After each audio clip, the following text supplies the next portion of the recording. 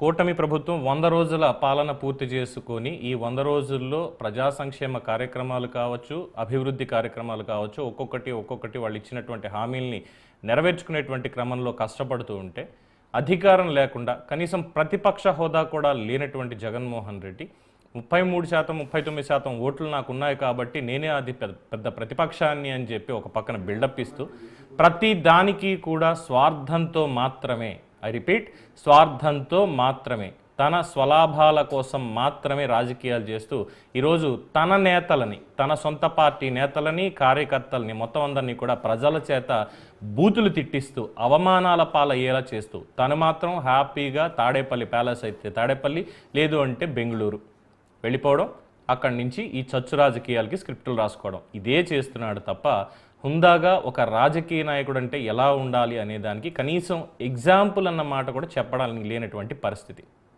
1 కాదు 2 కాదు, జూన్ 4వ తేదీన ఎప్పుడైతే ఫలితాలు వెలువడ్డాయో ఆ నిమిషం నుంచే తన క్రూరమైనటువంటి బుద్ధిని బయట పెట్టుకుంటూ వస్తున్నాడు ఆయన. 5 ఏళ్ళు ముఖ్యమంత్రిగా చేశానంటే 5 ఏళ్లలో ప్రజల్లోకి వచ్చింది లేదు. పరదాలు కట్టుకున్నటువంటి ముఖ్యమంత్రులు ఈ రోజు దాకా భారతదేశంలో లేరు, ఒక్క జగన్మోహన్ రెడ్డి తప్ప. ప్రతి దానికి పరదాలు కట్టుకోవడం, ప్రజల్లోకి రాకపోవడం, ప్రజల్ని పోగేసుకొని బటన్లు నొక్కేటువంటి కార్యక్రమాలు చేయడం, న్యాయ వ్యవస్థని అపహాస్యం చేయడం, సొంత నేతల్ని ప్రతి దానికి ఏ ఇష్యూ వచ్చినప్పటికీ కూడా సొంత నేతల్ని ఎగేయడం, ఏ కులాన్ని టార్గెట్ చేసుకుంటే ఆ కులం వాళ్ళ చేత మాత్రమే తిట్టించడం, ప్రెస్ మీట్లు పెట్టించడం, ఇవే పనులు చేశాడు. ఇప్పటి నుంచి కాదు, తండ్రి అధికారంలో ఉన్నప్పటి నుంచి అక్రమాస్తులు ఎలా పోగేసుకోవాలి అన్న ఆలోచనలతో మొదలుపెట్టి ఇప్పటిదాకా ప్రతి ఒక్క దాంట్లో స్వలాభం తప్ప ఇంకొకటి లేదు. అన్నిట్లో తను సేఫ్. పార్టీ పెట్టుకున్నాడు, అది వేరే వాళ్ళకి తెచ్చుకొని, పేరుంది కాబట్టి వైఎస్ఆర్ అని పెట్టుకున్నాడు. పెట్టుకున్న తర్వాత నేతలను ఆకర్షించుకున్నాడు, ప్రతి దానికి వాళ్ళని యూజ్ చేసుకున్నాడు. దళితులను తిట్టాలంటే దళితుల్ని, కమ్మోళ్ళని తిట్టాలంటే కమ్మోళ్ళని, ప్రతి ఒక్కళ్ళని ఇలాగ కులాల వారీగా విభజించేసి విభజన రాజకీయం చాలా బాగా చేశాడు ఇన్నాళ్ళు. సో ఇప్పుడు బాగా మండుతోంది. అధికారం పోయిన తర్వాత ఆ రుచి మరిగినటువంటి జగన్మోహన్ రెడ్డికి అధికారం లేకపోవడంతో బాగా మండుతోంది లోపల. దాంతో లడ్డూ రాజకీయం చూస్తున్నాం. మొన్న వరదలకి అంటే ఈయన బయటికి వస్తాడు అంటే అక్కడ ఏదో ఒక శవమన్నా ఉండాలి, లేదు ఈయనకి లాభం వచ్చేలాగా, ఈయనకి మళ్ళీ అధికారం వచ్చేస్తుందేమో అనే స్థాయిలో ఇంకో ఇష్యూ ఏమైనా ఉండాలి. అప్పుడు వస్తాడు, 1 నిమిషం మాట్లాడతాడు, అది కూడా ఇచ్చినటువంటి స్క్రిప్ట్ 10 తప్పులతోటి. ప్రశ్నలు అడిగితే రిపోర్టర్లు కనీసం సమాధానం చెప్పడు. పిచ్చిగా ఆ హావభావాలు ఇటీవల కాలంలో అర్థం కానటువంటిది. అంటే ఇక్కడ షర్మిల మాటలు మళ్ళీ గుర్తు చేసుకోవాలి. ఆయన మానసిక స్థితి ఏమన్నా తేడాగా ఉందా అన్న అనుమానాలే ఎక్కువగా వస్తున్నాయి. లడ్డూ రాజకీయం నిన్న చూసాం. వచ్చాడు, తిరుపతి అన్నాడు, నేను వెళ్తాను స్వామివారి దగ్గరికి. కూటమి ప్రభుత్వం రమ్మని చెప్పింది, వచ్చి డిక్లరేషన్ మీద సంతకం పెట్టమని చెప్పింది.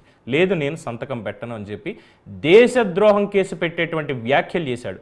అన్ఫార్చునేట్లీ ఇప్పటిదాకా మరి దేశద్రోహం కేసు ఎందుకు జగన్మోహన్ రెడ్డి మీద పెట్టలేదు అనేది నాకు ఆశ్చర్యం.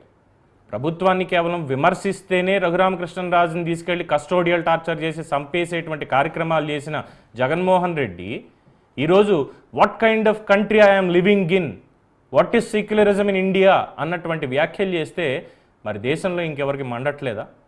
ఎవరు కేసులు ఎందుకు పెట్టట్లేదు? దేశాన్ని విమర్శించారు. ఇప్పుడే కాదు, ఇదేం కొత్త కాదు వాళ్ళ ఫ్యామిలీకి. గతంలో భారతిరెడ్డి, జగన్మోహన్ రెడ్డి అరెస్ట్ అయినప్పుడు కూడా what kind of country it is అని ఆవిడ వాగింది. ఆవిడ మీద కేసు లేదు. అంటే వీళ్ళిద్దరికీ లేదు, వీళ్ళకి సంబంధించినటువంటి వాళ్ళకి చట్టాలు సపరేట్, న్యాయం సపరేట్, వ్యవస్థలు సపరేట్.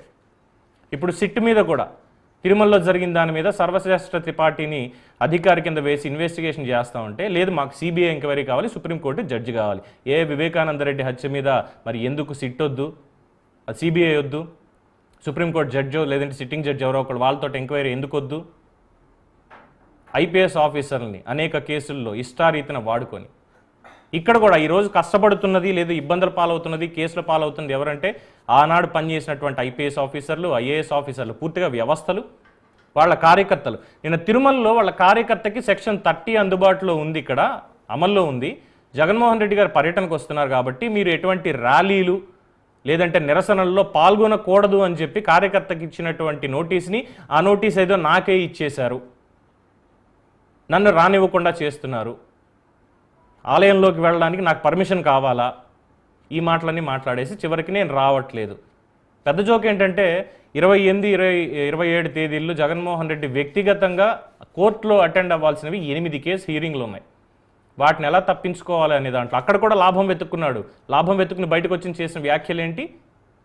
ఎలాంటి దేశంలో నేను నివసిస్తున్నాను, అసలు సెక్యులరిజం అంటే ఏంటి? విజయవాడ వరదలు బయటకు వచ్చాడు. ఒక్కరోజే ఒక పూట ఆ నడుంలోతు నీళ్ళలో మొత్తానికి దిగాడు. దిగి చేసినటువంటి వ్యాఖ్యలు ఏంటి? ఇది మ్యాన్ మేడ్, అంటే చంద్రబాబే వరదలను తీసుకొచ్చాడు. అక్కడ కూడా చిరునవ్వులు.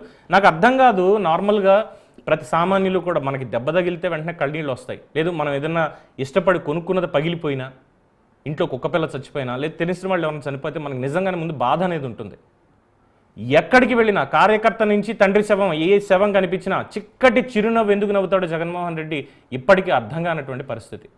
సో ఇలాగ చేసుకుంటూ తన స్వార్థ రాజకీయాలతోటి మాట్లాడితే, నిన్న కరుణాకర్ రెడ్డి మీద, సుబ్బారెడ్డి మీద ఈ కోర్టు కేసులకు వాళ్ళు వెళ్తున్నారు.